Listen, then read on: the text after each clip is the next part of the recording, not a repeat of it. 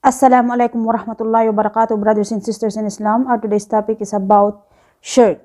So let's start. A'udhu billahi minash shaitanir rajim. Bismillahirrahmanirrahim. Alhamdulillahi rabbil alamin. Wassalatu wassalamu ala rasulillah wa ala ahlihi wa ashabihi ajma'in, amma ba'd. Rabbi shrah li sadri wa yassir li amri. Ashhadu an la ilaha illallah wahdahu la syarika la, lahul mulku wa lahul hamdu, yuhyi wa yumitu wa huwa ala kulli syai'in qadir. Wa ashhadu anna Muhammadan abduhu wa rasuluh. Ano nga ba ang shirk? Ang shirk ay ang pagtatambal o ang pagkilala sa iba pang Diyos bukod sa nag-iisang dakilang tagapaglikha na si Allah subhanahu wa ta'ala. Ang shirk ay nakapagpapalayo sa tao para sa kaligtasan niya sa kabilang buhay, sapagkat ito ay salungat o kabaliktaran ng tauhid na siyang sentro ng doktrina ng Islam, na siyang relihiyong itinakda ni Allah subhanahu wa ta'ala, na nangangahulugang kaisahan ng Diyos. At ang mga taong gumagawa ng shirk ay tinatawag na musyrikin. At ang mga musyrikin ay binigyang babala ni Allah subhanahu wa ta'ala sa marangal na Quran ng maraming ulit o maraming beses na sila ay mananatili sa apoy ng impyerno. Isa na rito ang Quran 4 verse 48, Surat An-Nisa. Sinasabi rito na, Innallaha la yaghfiru may yushraka bihi wa yaghfiru ma duna dhalika liman yasha. Katotohanan, hindi pinatatawad ni Allah ang pagbibigay katambal sa Kanya, ngunit pinatatawad niya ang ibang pagkakasala bukod dito sa sinumang kanyang naisin. At ganun din naman sa Quran 5 verse 72, Suratul Ma'idah, sinasabi rito na, Inna may yushrik billahi faqad harramallahu alayhil jannata wa ma'wahun nar wa malidhalimina min ansar. At sino man ang magbigay katambal kay Allah ay tunay na ipagbabawal sa kanya ni Allah ang paraiso, at apoy o impyerno ang kanyang magiging tirahan, at walang makakatulong o walang tagapagsaklolo ang mga mapaggawa ng kasalanan o kasamaan. At ganun din naman sa ilang hadith ng propeta sallallahu alaihi wasallam, na sino man ang mamatay na hindi tumitigil sa pagsamba sa mga Diyos-Diyusan ay tunay na siya ay papasok sa impyerno. Ang shirk po ay mayroong dalawang uri. Ito ay ang shirk akbar o ang malaking shirk, at ang shirk asgar o ang maliit na shirk. So ano nga ba ang malaking shirk? Ang malaking shirk o ang shirk akbar dito ay ang pagpapantay kay Allah subhanahu wa ta'ala sa mga bagay na nauukol lamang sa Kanya, katulad na lamang ng pananalangin sa iba, pagpapatira pa, at ang pag-aalay ng hayop na imbis na kay Allah ay iniaalay nila ito sa iba. So itong mga uri ng pagsambang ito ay nauukol lamang kay Allah subhanahu wa ta'ala, kaya marapat na hindi natin ito iukol sa iba. At ano naman ang maliit na shirk? Ang maliit na shirk o ang shirk asgar, dito, hindi naman ito humahantong sa puntong nagtatambal ka kay Allah. Subalit, parang inihahalin tulad mo si Allah subhanahu wa ta'ala sa kanyang mga nilikha, katulad na lamang ng pagsasabi ng niloob ni Allah at niloob mo. So, iwasan po natin ang pagsasabi nito, o kaya naman ay yung mga panunumpa sa iba pa na instead po kay Allah, no? At yung pagpapakitang tao. So, yung pagpapakitang tao nakapasok po dito sa maliit na shirk. So, ibig sabihin yung pagpapakitang tao, nagiging tapat ka lamang sa pagsamba mo kapag mayroong mga nakakakita sa'yo, no? Or, pwedeng sabihin mapagkunwari, no? So, ganun po. So, ano naman ang pagkakaiba ng malaking shirk at maliit na shirk, no? Ang malaking shirk ay nakapagpapatiwalag sa Muslims sa relihiyong Islam. No, walang magsasabi sa iyo na, oh brother o sister, tiwalag ka na sa Islam. No, wala pong magsasabi sa iyo ng ganoon, sapagkat si Allah subhanahu wa ta'ala lamang ang nakakakita ng ating tunay na pagsamba. No? Ngayon, kung ikaw ay nakakagawa ng malaking shirk, natural, nagtatambal ka kay Allah subhanahu wa ta'ala, sumasamba ka sa ibang Diyos, natural tiwalag ka sa Islam, sapagkat ang Islam ay nagtuturo ng pagtalima o pagsunod lamang o pagkilala, pagsamba sa nag-iisang Diyos. No? Kaya maaring matiwalag ang tao sa puntong ito. Another one, ang malaking shirk din ay ang dahilan ng pagkawala ng gantimpala sa lahat ng mabubuting gawa ng tao, at ang taong nakagawa rin nito ay mananatili sa apoy ng impyerno. Samantalang ang shirk asgar o ang maliit na shirk ay hindi naman nakapagpapatiwalag sa isang Muslim sa Islam. At hindi rin mananatili ang taong nakagawa nito sa impyerno. Siya ay maari pang iahon dito ni Allah subhanahu wa ta'ala. at hindi rin nawawala ang lahat ng gantimpala sa kanyang mabubuting gawa. Kung ano lang yung katapat ng maliit na shirk na nagawa niya, yun lang yung gantimpalang nawawala sa kanya. So, magbigay tayo ng halimbawa ng ilan sa mga gawaing shirk. Una ay yung panunumpa sa iba sa halip na kay Allah, no? Ang panunumpa ay tanda ng pagdakila sa isang bagay para isagawa ang hangarin ng isang tao, no? Gawin man niya ito o hindi, no? Dito ipinagbabawal ang pagsumpa sa iba pa bukod kay Allah subhanahu wa ta'ala. Halimbawa, sinusumpa ko sa Kaaba, isinusumpa ko kay Propeta Muhammad sallallahu alaihi wasallam, hindi po pwedeng ganun. Kahit gaano pa kadakila yung tao, kahit pa gaano kadakila yung isang bagay, hindi natin maaring gamitin yun sa panunumpa. Sa halip, sabihin natin wallahi o isinusumpa ko man kay Allah o sumpa man kay Allah, no? Yan po yung maari nating gamitin. Ang panunumpa sa iba pa bukod kay Allah subhanahu wa ta'ala ay ipinagbabawal sa Islam. Hindi ito ipinapahintulot sapagkat sinabi ng Propeta sallallahu alaihi wasallam sa kanyang hadith na sino man ang sumumpa o sino man ang manumpa sa iba pa bukod kay Allah ay tunay na siya ay hindi na naging mananampalataya at siya ay nagtambal na kay Allah subhanahu wa ta'ala. Ilan sa mga halimbawang salita ng panunumpa na ginagamit ng makaramihan, ano? Ito yung sinasabi nila na isinusumpa ko sa'yo, isinusumpa ko sa'yo, no? O yung ganyan, no? O kaya isinusumpa ko sa bagay na ito, no? Yan po ay haram. Yan po ay hindi ipinapahintulot sa Islam sapagkat yan ay panunumpa na sa iba bukod pa kay Allah subhanahu wa ta'ala. No? Yung iba, ang ginagamit nila yung pexman or yung iba cross finger, no? So, di ko alam kung ano ibig sabihin nila dito, pero ito yung ginagamit nila kapag sila ay mayroong mga bagay na gustong patunayan o hinahangad, ano? At ito yung ginagawa nila yung panunumpa, no? Cross fingers, yung sinasabi na, i-cross finger mo pa yan. Pexman, no? Yung parang ganon. So, ilan lamang yan sa mga salitang nagagamit para sa panunumpa, no? Sa iba pa kay Allah. So, another one, yung paggamit ng mga anting-anting o agimat, no?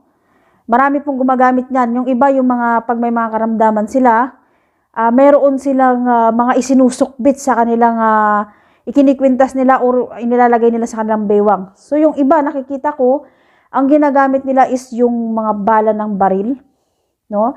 Isinusukbit nila yon. Or yung sa mga baby, nilalagyan nila ng mga bracelet or yung mga piniperdible nila rito na mayroong laman sa loob, no? So, yung mga ganitong uri ng mga anting-anting, no, ay ipinagbabawal sa Islam, no? Alam niyo po kung bakit? Ang sabi ni Allah subhanahu wa ta'ala, kapag nagtiwala ka doon sa bagay na yun ay makapagliligtas sa'yo o makapaglalayo sa'yo sa anumang kapahamakan at yun ay maidudulot sa'yo ng kabutihan, ano? Ang sabi ni Allah subhanahu wa ta'ala, kapag nagtiwala ka doon, ay ipagkakatiwala ka niya doon. So, ano ibig sabihin?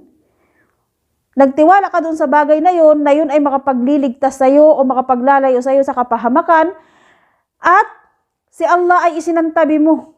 Mas naniwala ka dun sa bagay na yun ay makapagliligtas sa'yo kaysa kay Allah subhanahu wa ta'ala. No? Ibig sabihin, halimbawa, mayroong masamang mangyayari sa'yo. So, dahil meron kang anting-anting at ang layunin ng anting-anting na yun para sa'yo, no, ay makapaglalayo sa'yo sa kapahamakan. Halimbawa, malapit ka ng maaksidente, no?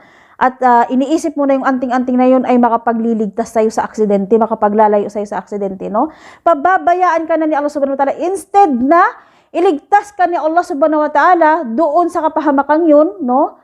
Hindi ka na niya ililigtas kasi nagtiwala ka doon sa anting-anting eh. Mas naniwala ka doon sa anting-anting na maililigtas ka niya kaysa kay Allah subhanahu wa ta'ala. So yun po yung ibig sabihin nun na kung sino man ang magtiwala sa isang bagay, no, sa mga anting-anting, no, ay ipagkakatiwala siya roon. So, yun po ang ibig sabihin dito. So, isa pang halimbawa, no, halimbawa yung mga expression natin, no. Halimbawa, meron kang bagay na nalaglag, tapos sasabihin mo, ay palaka, ay Sos Maria, yung mapaggamit ng ganyan, ay Mariosep. Or halimbawa, yung nasugat ka, no, tapos sasabihin mo, parang ganun. O kaya yung, ay, kabayo.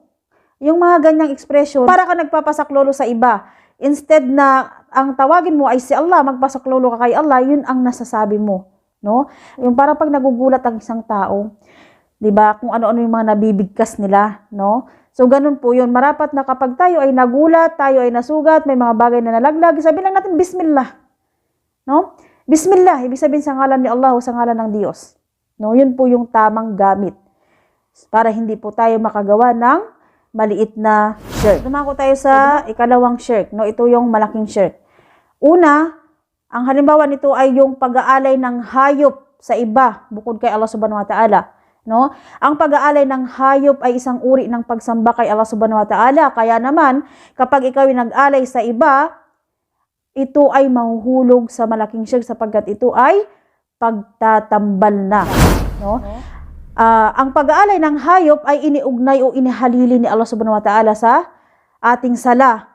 Ayon sa Quran, sinabi niya na, at magdasal kayo at mag-alay. So, sinasabing mag-alay dito ay ang mag-alay ng hayop. At ayon sa hadith ng propeta sallallahu alaihi wasallam, kanyang sinabi na isinumpa ni Allah ang sino mang mag-alay ng hayop sa iba bukod kay Allah Subhanahu wa Ta'ala. So isa pang halimbawa ay ang magagawa sa libingan. So ang magagawa sa libingan ay meron pong dalawang uri. Ito ay ang ipinapahintulot at hindi ipinapahintulot. So ano nga ba ang ipinapahintulot sa libingan? Sa pagdalaw sa libingan? Ang ipinapahintulot sa pagdalaw sa libingan ay alinsunod sa sunan ng propeta sallallahu alaihi wasallam, katulad ng pananalangin para sa mga nakalibing dito, no? Lalong-lalo na sa kanyang mga kamag-anak na yumao. Katulad ng pagduduan na, Ya Allah, patawarin mo po sila, kaawaan mo sila. So, alinsunod yan sa sunan ng propeta sallallahu alaihi wasallam. At sa bagay na to, siya ay nagmamagandang loob para sa kanila, no? At ang pagdalaw rin sa libingan ay nakapagpapaalala sa tao para sa buhay sa kabilang buhay, no? Ngunit sa pagdalaw sa libingan ay mayroong dalawang bagay ang ipinagbabawal. Una, ito ay ang nauuwi sa shirk na kung tawagin ay tamassu, no? Tamassu, ang ibig sabihin, ito yung paghipo sa libingan o sa puntod, no? At pinaniniwala ang ito ay may maidudulot na kapakinabangan. So ikalawa, ito ay ang tawassul, o ang ibig sabihin ay ito yung paghiling sa nakalibing na siya ay mamagitan kay Allah Subhanahu wa Ta'ala. So, yan po yung dalawang uri ng ipinagbabawal sa pagdalaw sa libingan, no? Yung tamassu at saka yung tawassul. So, another one, yung hindi ipinapahintulot sa pagdalaw sa libingan ay yung katulad ng pag-aalay dito ng kung ano-ano. Halimbawa, pag-aalay doon sa puntod ng pagkain o inumin o pagsisindi ng kandila, pagbibigay ng mga bulaklak, pag-aalay ng mga kung ano-ano pa. At tapos yung pananalangin sa kanila na nagpapasaklolo sa kanila o humihingi sa kanila ng mga pangangailangan dito sa mundo at sa kabilang buhay, o yung humihingi ng patnubay sa kanila. So ito po ay mga uri ng pagbabawal sa pagdalaw sa libingan, at ito ay nauuwi sa kawalan ng pananampalataya sapagkat ito ay halimbawa ng malaking shirk, no? Ito na po ay nagtatambal ka na kay Allah Subhanahu wa Ta'ala pag ginawa mo ang bagay na ito. So iwasan po natin mga kapatid yung ganitong gawain, ano? Isa pa yung pagkahumaling, masyadong pagkahumaling sa libingan, no? Yung labis-labis yung pagmamahal mo doon sa nakalibing, no? At doon ka na, halimbawa, maghapon ka na doon sa libingan, no? Tapos araw-araw ka na doon sa libingan, no? So ito rin po ay hindi ipinapahintulot, no? Sapagkat ang pagkahumaling masyado sa libingan ay maituturing ng shirk. So another one na halimbawa ay yung pagpapahula, no? Ang lahat ng mga manghuhula ay hindi mananampalataya kay Allah Subhanahu wa Ta'ala sapagkat sila ay nag-aangkin na sila ay may kaalaman sa al-gaib, no? Wala pong ibang nakakaalam sa al-gaib o nakalihim na mga pangyayari kundi si Allah Subhanahu wa Ta'ala lamang, no? Ang mga manghuhula ay nang-uuto lamang ng tao, namimera, no? Sila ay magsasabi ng isang katotohanan, subalit magsasabi rin naman sila ng 99 na kasinungalingan. At ilan sa mga bagay na ginagamit ng mga manghuhula, no, ay yung pagtingin ng horoscope, no, yung pagbabasa ng palad, mga bulang kristal, yung spirit of the glass, at paggamit ng baraha. So ilan yan sa mga ginagamit ng mga manghuhula upang paniwalain ang tao na sila ay nakakaalam ng mga lihim na mangyayari. Ang sabi ng propeta sallallahu alaihi wasallam sa kanyang mga hadith, sino man ang magtungo sa isang manghuhula at siya ay naniwala sa mga sinabi nito ay naging hindi na mananampalataya sa ipinahayag kay Muhammad. Yan po ang sinabi ng propeta, sumakanya nawa ang kapayapaan at pagpapala ni Allah. At ayon pa sa ibang hadith, no, sino man ang magtungo sa manghuhula at nagpahula siya rito, no, 40 araw na hindi tatanggapin ang kanyang sala ni Allah subhanahu wa ta'ala. At sa 40 araw na to, kailangan niya pa ring magsala, no? Hindi pwedeng sabihin niya na hindi naman tatanggapin yung sala ko in 40 days, kaya hindi na muna ako magsasala in 40 days. So hindi po pwedeng ganun. Kailangan niya pa ring magsala sa mga araw na ito. At ang pagsasala niya sa 40 days na yun, kahit hindi tanggap, ano, ay marapat na may kalakip na pagsisisi o tauba. Ang tauba ay yung pagsisisi ng taos puso at dapat ay huwag na itong ulitin. So yun po ang hatol sa mga nagpapahula. Another one, yung paggamit ng black magic, no? Yung paggamit ng black magic, ito po ay malaking shirk. So ang black magic ay ginagamit sa iba't ibang paraan, ano? Sa panggagamot, sa pagpiperwisyo sa kapwa, no? Maraming uri ang paggamit nitong black magic. At ang black magic ay hindi maisasakatuparan o hindi maisasagawa ng walang kasamang jin, no? A'udhu billah. Totoo po yan, no? Hindi maisasakatuparan ng black magic ng walang kasamang jin. Subalit, wag nating isipin na ang kapangyarihan ng black magic na to ay nagmula sa mga jin, no? Hindi po. Ang kapangyarihan ay nagmula pa rin sa nag-iisang tagapaglikha, sapagkat ang black magic na to ay pinababa ni Allah subhanahu wa ta'ala noon sa Babylon, no? Sa pamamagitan ng dalawang anghel na si Harut at si Marut bilang pagsubok sa mga tao. Subalit, ito ay minana ng mga tao, no? Hanggang ngayon, meron pa rin. Pero nung panahon ni Propeta Sulaiman alayhi salam, ang lahat ng black magic ay nawala, no? Nawala dahil hawak ni Propeta Sulaiman alayhi salam ang mga jin sa liig, no? Alam niya kung paano niya sila parurusahan, at lahat ng mga aklat na ginagamit sa black magic, no, kinulekta lahat ni Propeta Sulaiman alayhi salam. Subalit, kumalat ulit ito nung siya ay yumao na, no? Kumalat ulit ito dahil kay syaitan. A'udhu billah. So, iwasan po natin ang paggamit ng black magic, no? Ito po ay malaking shirk. Ayon sa isang hadith ng Propeta sallallahu alaihi wasallam, sinabi niya rito na ang pinakadelikadong shirk ay ang shirk na kahfi, nang ibig sabihin ay tagong shirk, sapagkat ang shirk na to ay saklaw niya ang malaking shirk at maliit na shirk, sapagkat maaari ka makagawa ng pagtatambal sa Diyos ng tago at maaari ka rin naman makagawa ng maliit na shirk ng tago. Hanggang dito na lamang mga kapatid, ano? Hanggang sa mga susunod, insyaallah, no? Ana akhira da'wana alhamdulillah rabbil alamin. Subhanakallahumma wa bihamdika asyhadu an la ilaha illa anta astaghfiruka wa atubu ilaik.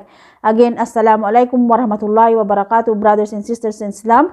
At kung anuman ang kabutihan sa bidyong ito ay nagmula kay Allah subhanahu wa ta'ala, at anuman ang kamalian at kasamaan sa bidyong ito ay nagmula sa aking sarili.